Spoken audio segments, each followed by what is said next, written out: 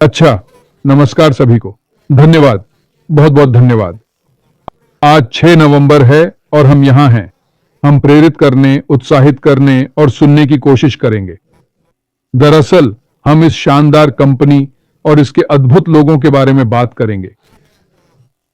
पिछले कुछ महीनों में मैंने आगे देखने, अपनी पहचान बनाने जैसी कई बातें कही थीं।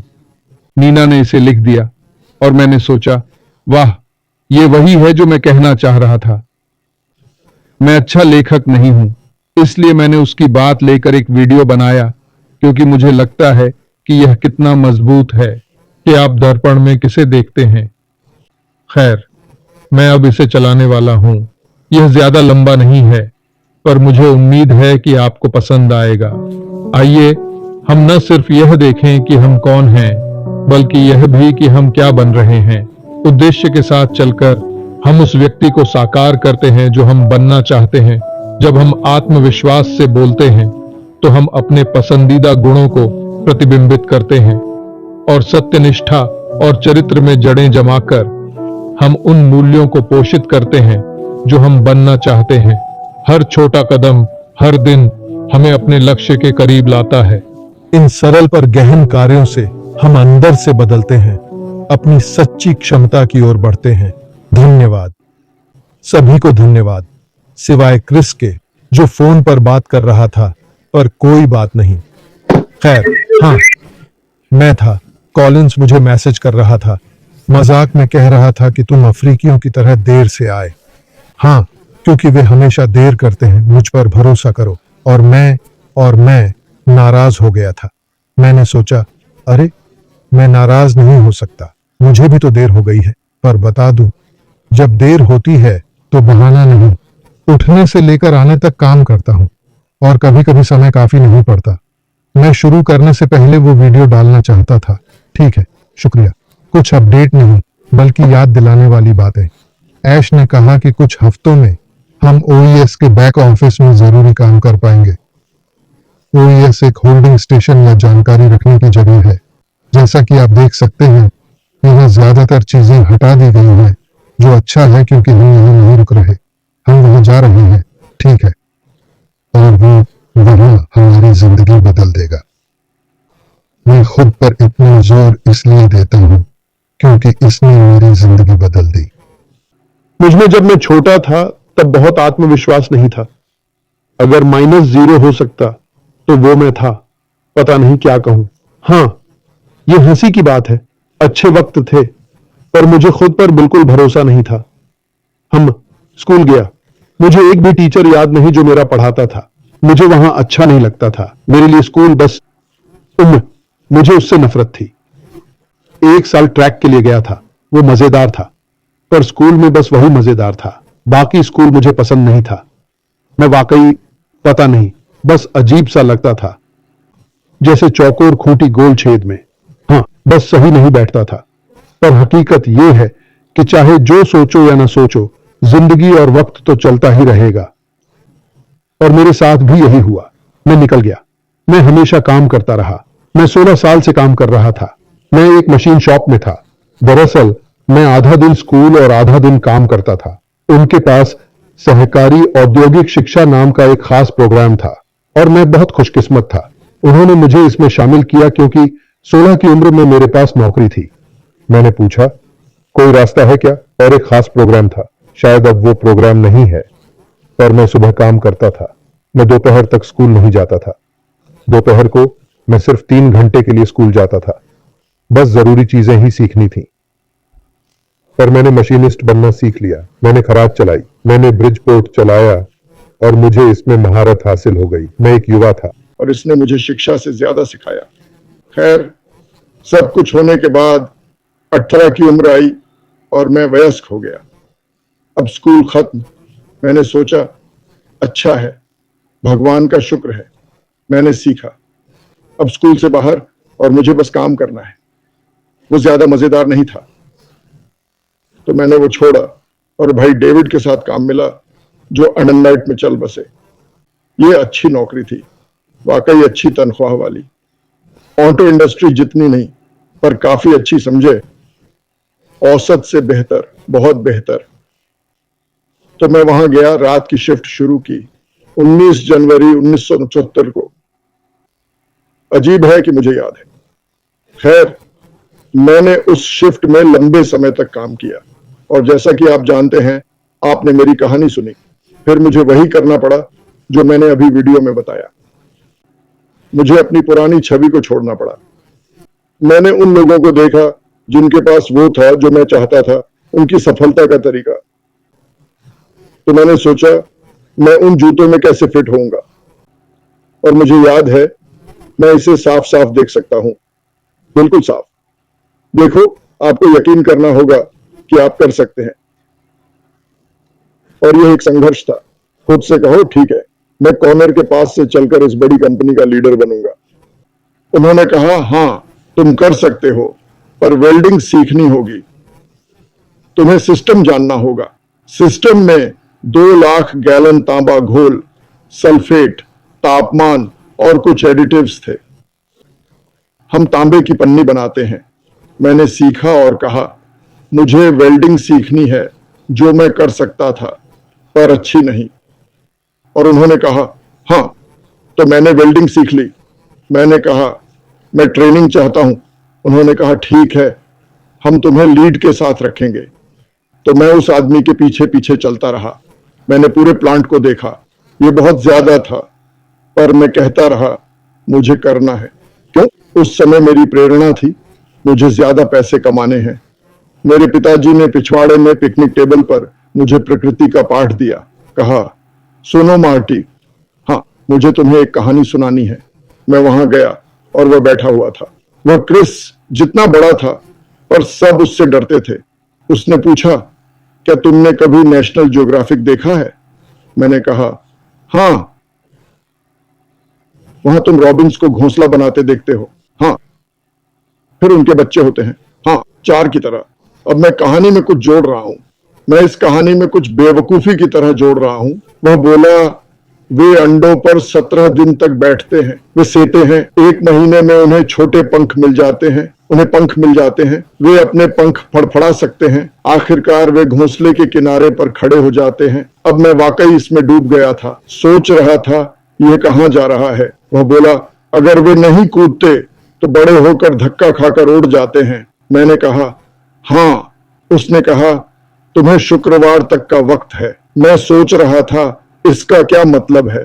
शुक्रवार तक बाहर निकल जाओ। यही मेरी जिंदगी थी। तो मैं एक फ्लैट में रहने लगा। उस वक्त ये कहानी प्रेरणादायक नहीं लगी, पर पिताजी ने मुझमें क्षमता देखी, पर मैंने इनकार किया।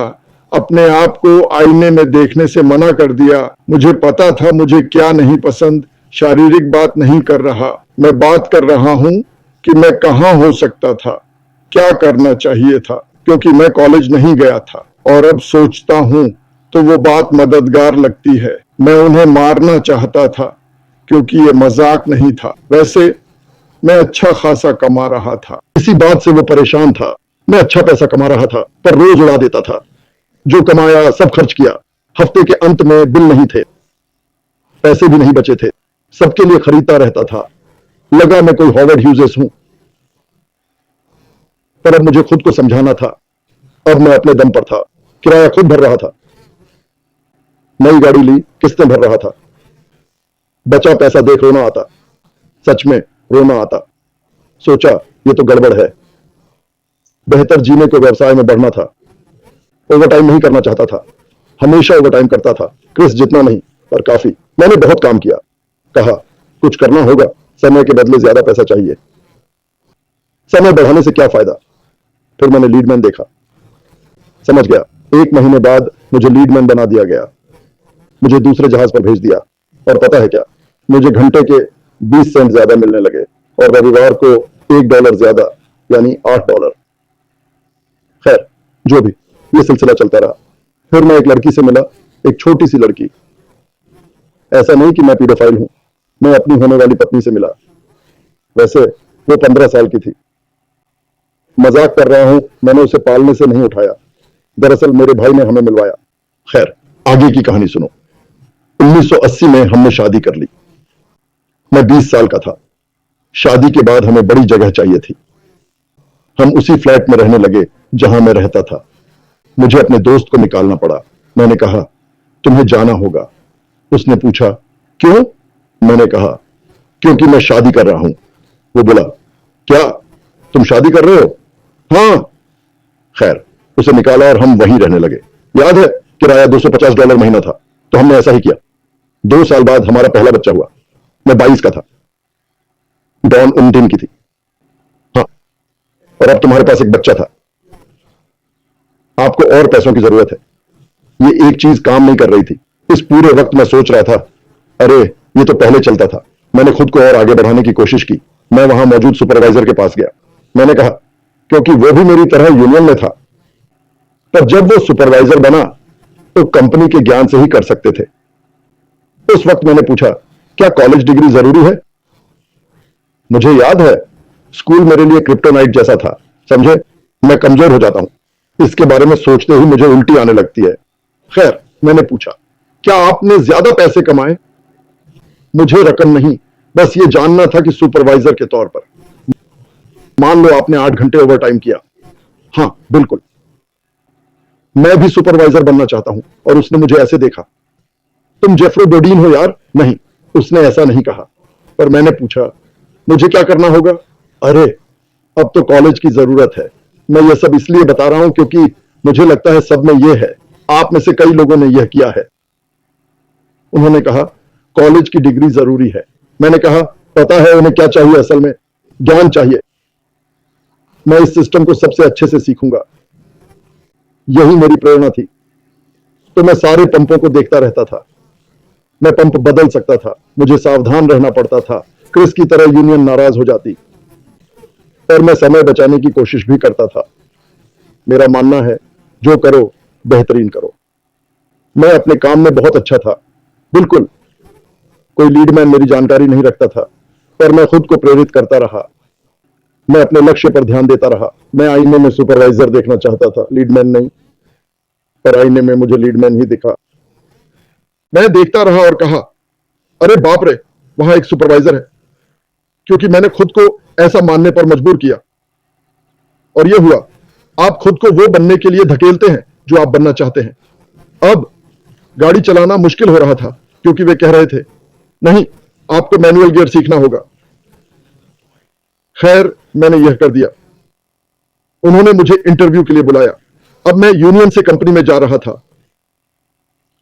मैं कमरे में गया और वहां plant manager, production manager, plant manager थे और मेरा सुपरवाइजर। और उन्होंने कहा, एक खाली पद है। मैं आपको बताता हूं कि वास्तव में क्या हुआ। उन्होंने एक साइन अप शीट लगाई थी, कौन सुपरवाइजर बनना चाहेगा, और मैंने उस पर हस्ताक्षर करने से मना कर दिया। सच में, क्योंकि मुझे लगा कि यह आपके काम से होना चाहिए, न कि जान पहचान से।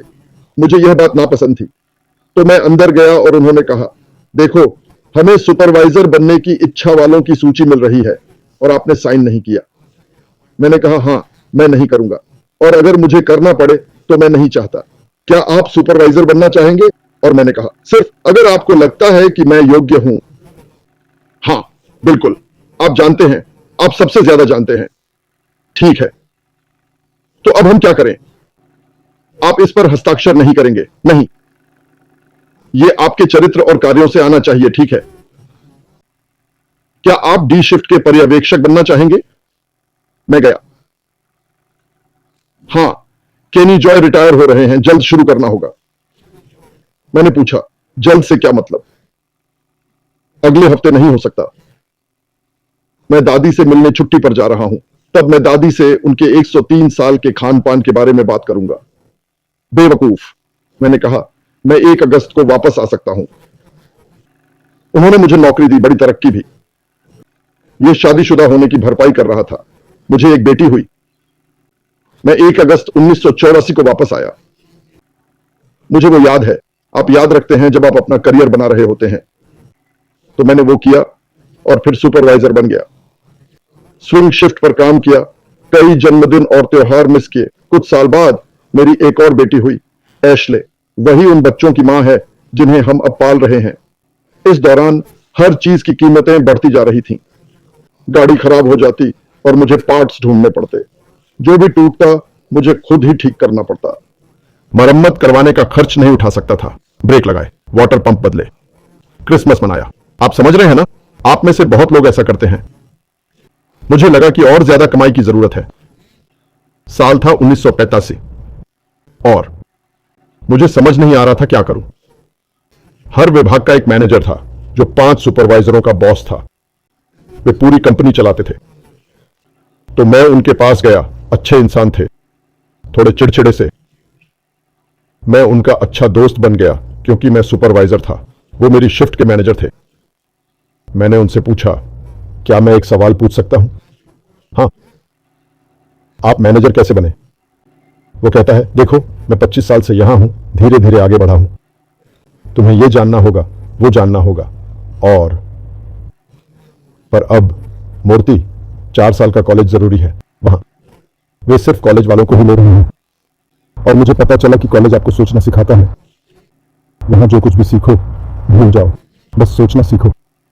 मैंने कहा, अरे मैं तो 10 साल से कॉलेज कर रहा हूं, बस स्कूल में नहीं। क्या अच्छी कमाई है? उसने कहा, हाँ ये मेरी जिंदगी बदल देगा। ठीक है, मैं चाहता हूं। मैंने सोचा, पर उसे नहीं बताया कि मैं मैनेजर बनना चाहता हूं। तो मैं आगे बढ़ रहा हूं, यहां वहां हर जगह। पर आईने में देखा तो मुझे एक मैनेजर नजर नहीं आया। हर दिन मैं काम करता और सीखता रहता था। अब मैं और भी ज्यादा चीजें सीख रहा हूं। मैं ट्रीटिंग विभाग सीख रहा हूं क्योंकि वही सब कुछ करता था। एक दिन आईने में देखा तो कोक की बोतल से देखने जैसा लगा। साफ तो नहीं था, पर मैंने मैनेजर मार्टी को देखा। मैंने सोचा, अरे बाप रे, ये होने वाला है। मैंने लिख दिया 30 की उम्र तक मैनेजर बनना है। फिर क्या हुआ? कुछ हफ्तों में उन्होंने सारे मैनेजर हटा दिए और सिर्फ सुपरवाइजर शिफ्ट पर थे। मैंने सोचा, अब क्या होगा? अब हमारे पास डे शिफ्ट में एक डिपार्टमेंट मैनेजर था। उसका नाम बॉब हरकिंस था। मैंने सोचा, अब तो छलांग लगानी पड़ेगी। मैं बॉब से मिला। वो मुझसे 5 साल कम था। कॉलेज ग्रेजुएट, तेज दिमाग, ज्यादा बूढ़ा भी नहीं। मैंने सोचा, अरे बॉब के जाने का इंतजार करना होगा। मजाक कर रहा हूं बॉब, थोड़ा सा। मैंने पूछा, बॉब तुमने क्या किया? ओह, मुझे सारे विभाग पता है। शिपिंग जानता हूं, ये जानता हूं, वो जानता हूं। आपको 4 साल का कॉलेज करना होगा। ठीक है। तो मैंने मान लिया और कहा, ठीक है, मुझे बस और ज्ञान चाहिए, कॉलेज नहीं जाना। मैं स्कूल को नीचा नहीं दिखा रहा, पर मुझे ज्यादा मेहनत करनी थी। मुझे ज्यादा सोचना पड़ा, आईने में देखना पड़ा और फिर से वही करना पड़ा। समय बीता। मैं पर्यवेक्षक हूं, तो जब तक मेरा विभाग ठीक चले, मैं पूरे प्लांट में घूम सकता हूं। तो मैं शिपिंग गया। मैंने सीखा कि वह कैसे काम करता है। मैंने लेबल देखे, कहां जाते हैं, कौन क्या करता है, क्या प्रतिबंध है, सामान क्यों लौटाया जाता है। मैं ट्रीटिंग विभाग में गया और पूछा, हमारी कॉपर फॉइल से क्या समस्या है? ओह, आप लोगों को किनारे की यह समस्या है। मैं वापस गया, उस पर काम किया। मैं अपनी बड़ाई नहीं कर रहा, बस बता रहा हूं हम सभी में यह है। तो मेरा लक्ष्य अभी भी वही है। मैंने अपना लक्ष्य नहीं बदला। मुझे इसे मिटाकर खुद को कुछ और साल देने चाहिए थे, पर मैंने नहीं किया। और एक नई कंपनी ने हमें खरीदा, स्क्वायर डी। और जब स्क्वायर डी ने हमें खरीदा, वो एक बड़ी इलेक्ट्रिकल कंपनी थी। पता नहीं अब भी है या नहीं। वे सभी नए लोगों को लाए। ये 46 की बात है, 1 साल बाद की। और वे लोगों को निकाल रहे थे और सब कुछ। उन्होंने एक आदमी को बुलाया, शायद उसे कहते हैं चॉपर, जो कि एक तरह के सलाहकार होते हैं। वह आया और वह एक अच्छा इंसान था। शुक्र है उसने न्याय किया, लोगों के ज्ञान और व्यक्तित्व के आधार पर। कुछ लोग उसकी चापलूसी करने लगे, मैं भी कर सकता था। मतलब अभी समझा कि मैंने पूछने के लिए 1400 ईमेल भेजे। मैं इतना चापलूस हो गया हूं। खैर, पर मुझे लगा अब मेरा न्याय मेरी असली पहचान पर होगा। तो विभाग प्रबंधक ने कहा, ओह क्या? मुझे बुरा लगा क्योंकि मुझे वो आदमी पसंद था। मैं काम करता रहा और वे लोगों को निकालते रहे। अब मैं 3 विभागों का पर्यवेक्षक था। उन्होंने ट्रीटर सुपरवाइजर को हटा दिया। उन्होंने हमें बिना सोचे समझे निकाल दिया। अब मैं पूरी कंपनी की शिफ्ट संभाल रहा हूं। अभी भी सुपरवाइजर हूं, पर सबकी नौकरी खत्म कर दी। क्रिस जानता है, जापानियों के आने से माहौल और तनावपूर्ण हो गया। मुझे जापानियों के साथ काम करना पसंद है। वैसे पता है लोग नहीं मानेंगे, पर वे सच में बहुत अच्छे लोग हैं। माफ कीजिए, मैं बहुत ज्यादा बोल रहा हूँ। क्रिस, मैं इस वीडियो में ऐसे ही बात कर रहा था।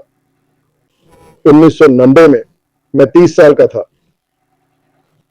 वे एक प्रोडक्शन मैनेजर की तलाश में थे। बॉब का पूरा विभाग, सभी सुपरवाइजर यही कहना चाहता था, तो मुझे कानाफूसी सुनाई दी। यहां तक कि अन्य सुपर मॉडल्स से भी। आप जानते हैं कि आप दौड़ में हैं। किस चीज की दौड़? मैनेजर। सच में? और मैंने कहा सच में, पर मन में सोचा वाह ये तो मस्त है, पर क्या वे मुझसे कुछ साइन करवाएंगे या मांगेंगे? मैं ऐसा नहीं करूंगा। तो नया प्लांट मैनेजर एक रिचर्ड था। ठीक है, हम दिन के टीवी पर हैं, है ना? वो एक सच्चा रिचर्ड था। तो मुझे वे फोन करते हैं। हर कोई मुझे आगे धकेल रहा है। इस आदमी को कुछ पता ही नहीं क्या चल रहा है। पर मैं अंदर जाता हूं, वो किसी राजा की तरह कुर्सी पर पीछे झुका हुआ है, और ये मुझे अच्छा नहीं लगा। तो मुझे पता था कि मैं उम्मीदवार नहीं हूं। मैं बस इसलिए गया क्योंकि लोग कहते थे कि मुझे नया मैनेजर बनना चाहिए। आपको क्या कहना है? और जो मुझे लाया था वो चिंतित था कि मेरे मुंह से क्या निकलेगा। और मैंने कहा मेरे पास कुछ कहने को नहीं है। आपने मुझे यहां बुलाया है, मतलब मैं जानना चाहता हूं आप क्या चाहते हैं। मुझसे कुछ पूछिए। आप मैनेजर क्यों बनना चाहते हैं? मजाक नहीं, मैंने ऐसा कभी नहीं कहा। लेकिन वे आपकी सिफारिश क्यों कर रहे हैं? मुझे नहीं पता, आपको इनसे पूछना होगा। आप वाकई बहुत अच्छी सिफारिश के साथ आए हैं। मैंने कहा धन्यवाद। ठीक है, मैं इसे दूसरे तरीके से पूछता हूं, क्या आप प्रबंधक बनना चाहेंगे? मैंने कहा हां बिल्कुल, पर यह जिम्मेदारी बहुत है और वेतन पर निर्भर करता है। और वास्तव में उसे मैं बहुत पसंद नहीं आया। पर जब आप खुद को बना रहे हो तो ईमानदारी जरूरी है। तो उसने कहा अच्छा, आपकी अच्छी सिफारिश है, आप प्रक्रिया जानते हैं, दूसरी लैब के वैज्ञानिकों ने भी आपकी सिफारिश की है। मैंने कहा ठीक है। फिर उसने कहा मैं आपको साल का 10,000 का इजाफा दूंगा। किस लिए? प्रबंधक बनने के लिए। ओह, बस इतना ही? इतनी जिम्मेदारी के लिए नहीं। मैं नहीं, और आप पर्याप्त नहीं दे रहे। बॉब के समय से सिर्फ 10,000 ज्यादा। खैर, इससे कोई फर्क नहीं पड़ता। मेरे लिए फर्क पड़ता है। मैं हफ्ते में एक दिन ओवर टाइम करके 10,000 कमा सकता हूं। और मुझे पता है जब मैं वो बनूंगा तो मेरा समय कम हो जाएगा, सिर्फ तब जब किसी को समस्या हो और मुझे बुलाया जाए। अगर मैं इससे ज्यादा का नहीं हूं तो हां, आपको किसी और को ढूंढना चाहिए। खैर, सब कुछ कहा और किया जा चुका है। ठीक है, मैं आपको बाद में बताऊंगा। तो हम सीढ़ियों से नीचे उतरते हैं। मैं उस आदमी के साथ जा रहा हूं। मार्टी, मार्टी, तुम बार बार जोर देते हो, तुम जानते हो हम क्या चाहते हैं। मैंने कहा मेरे पास इसका एक और मौका नहीं है। मैं वापस जाकर इस बारे में बात नहीं कर पाऊंगा। दिन के अंत में उन्होंने मुझे फिर से बुलाया। ठीक है, सबसे बात करने के बाद मैं नहीं जानता क्या हुआ।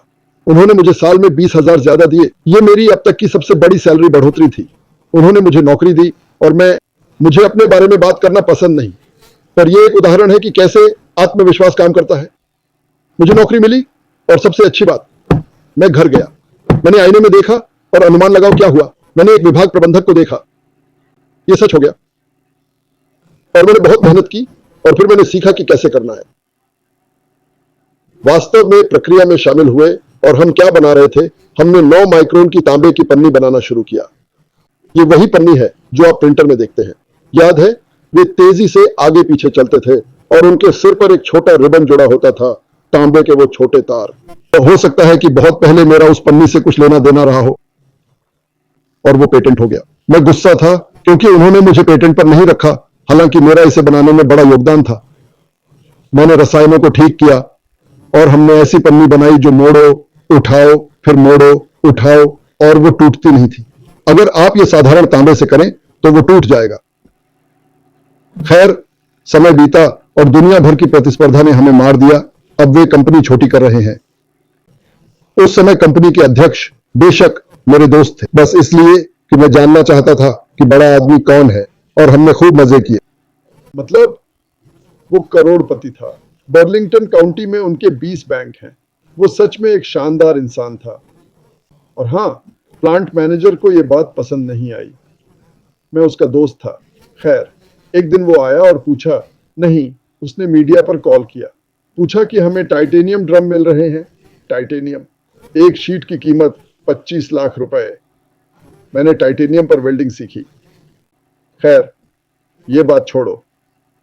पर एक दिन उसने मेरी सुनी। हमें ये समस्या हो रही है। मैंने बताया क्या लगता है।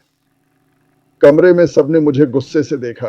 तुम्हें इन बड़े लोगों के सामने नहीं बोलना चाहिए। मैं तुम्हारे पायदान पर नहीं, अपने पर हूं। मैं बस अपनी राय दे रहा था। मुझे कुछ नहीं चाहिए था बदले में, तो मैंने उसे बता दिया।